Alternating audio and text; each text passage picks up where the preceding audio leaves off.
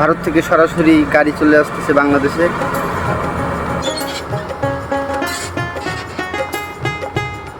আসসালামু আলাইকুম। আজকে আমরা আছি বাংলাদেশের 17তম স্থলবন্দরে, যেটি অবস্থিত কুড়িগ্রাম জেলার ভ্রুঙ্গামারী উপজেলার 10 নং বঙ্গ সোনাহাট ইউনিয়নে। চলুন সোনাহাট স্থলবন্দর সম্পর্কে কিছু অজানা তথ্য জানা যাক। সোনাহাট স্থলবন্দরটি 2012 সালের 17 নভেম্বর উদ্বোধন করা হয়। পণ্য আমদানি চালু হয় 2014 সালের 28 এপ্রিল। সোনাহাট স্থলবন্দরটি ভারতের আসাম এবং পশ্চিমবঙ্গের মধ্যবর্তী স্থানে অবস্থিত, যা ভারতের 7 বন বলে খ্যাত অঙ্গরাজ্যের গেটওয়ে হিসেবে কাজ করছে।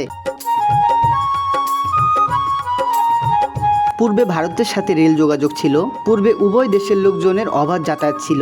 এই কারণে উভয় দেশের লোকজনের ইচ্ছায় এবং ভৌগোলিক কারণে সোনাহাট স্থলবন্দরটি চালু হয়। প্রতিদিন এই স্থলবন্দরে ভারতের গোলকগঞ্জ হতে গড়ে 80 থেকে 100টি ট্রাক পাথর এবং কয়লা নিয়ে বাংলাদেশে প্রবেশ করছে।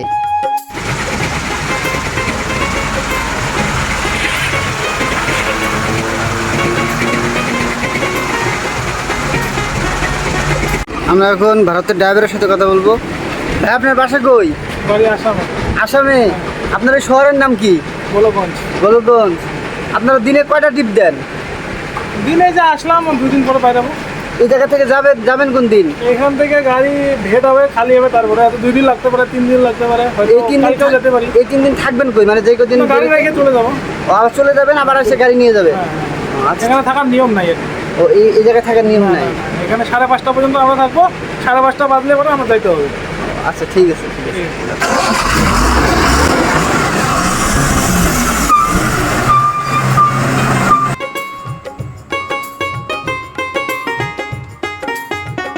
ভারতে এই বন্দরকে ঘিরে অবকাঠামোগত কাজ ইতিমধ্যে সম্পন্ন হয়েছে। বাংলাদেশে 10টি পণ্য আমদানির জন্য অনুমতি রয়েছে এবং নিষিদ্ধ পণ্য ব্যতি রেখে বাংলাদেশি সকল পণ্য রপ্তানির অনুমতি রয়েছে। সেগুলো হচ্ছে পাথর, কয়লা, তাজা ফল, ভুট্টা, গম, চাল, ডাল, আদা, পেঁয়াজ ও রসুন।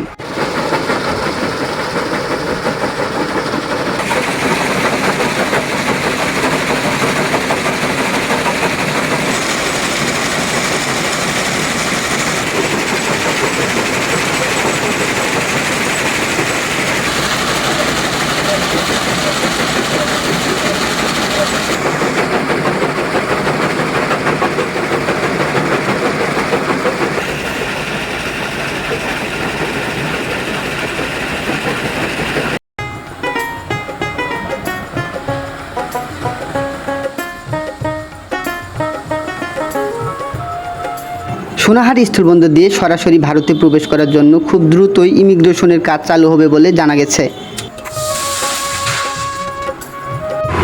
আমরা এখন ভারতের ড্রাইভারের সাথে কথা বলার চেষ্টা করব, দেখি সে কথা বলে কিনা।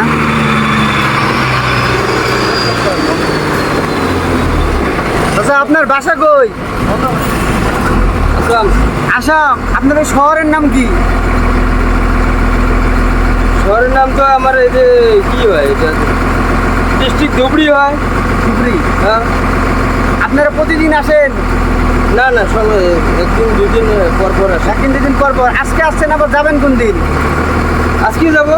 ওই মাল আনলোড করে গাড়ি যাবে না, আমি যাবো। গাড়ি থাকবে, আপনি চলে যাবেন? এই জায়গায় থাকার নিয়ম নাই না? না না। আচ্ছা, ঠিক আছে।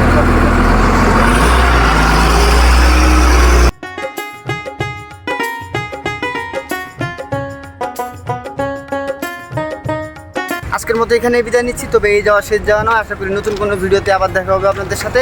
এই পর্যন্ত সবাই সুস্থ থাকবেন, ভালো থাকবেন। আল্লাহ হাফেজ।